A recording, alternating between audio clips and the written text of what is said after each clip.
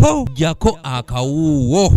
Olaba nti abaana abamu tebagenda kuddamu masomero kubanga kati bali mu activities endala.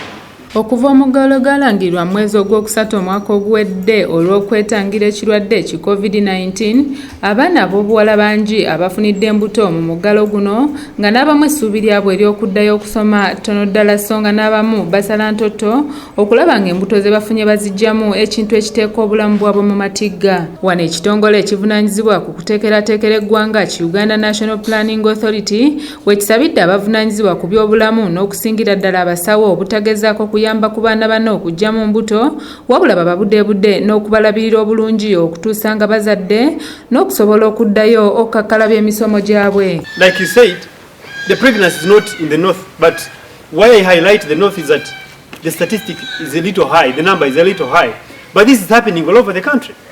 So where would you put the children that have gotten pregnant and they are still young?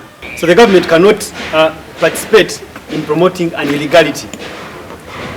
What the government can do through the hospitals, both private and government, is to support the children that have gotten pregnant, to support them and deliver, and then they go back to school after delivery. Mu lukungaana lw'abannamawulire ku kitebe kyabwe Kawempe, omuteesiteesi omukulu mu bya sayansi ne tekinologiya mu kitongole kino Janani Akandwanaho agambye nti oluvannyuma lw'abaana bano okubudaabudibwa ne basumulukuka bulungi, abasawo balina okwogera n'abazadde baabwe okulaba ng'abaana bano baddayo ne basoma ate n'okubaako bye bakola okusobola okulabirira abazzukulu kubanga mu kaseera mpaawo kaaga gavumenti egenda kugulawo amasomero.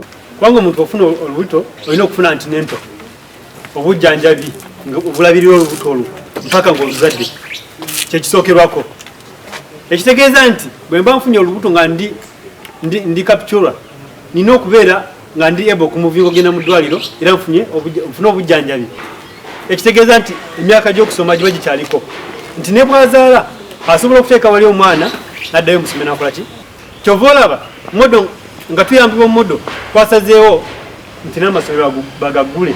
Kyokka Akandwanaho agambye nti wadde essira basinze kuliteeka ku baana ba buwala naye waliwo n'ab'obulenzi abakoledde ensobi mu muggalo guno ne bafunyisa abaana ab'obuwala embuto olwo ne boolekera obuvunaanyizibwa bwe bateetegekedde era nga bano abasabye beddeko ensobi bakomekwemu okusobola okuwonya gavumenti omugugu ogw'okulabirira abaana bannaabwe. Abaana abawala be basinga okubeera affected okusinga abaana abalenzi. Nti omwana omulenzi ne bw'atika olubuto abalala badduka buddusi, atika olubuto n'adduka buddusi.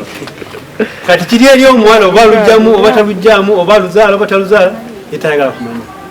Kyova olaba essira tuyitaddinze ku baana abawala naye nga n'abaana abalenzi tebalina kwerabirwa.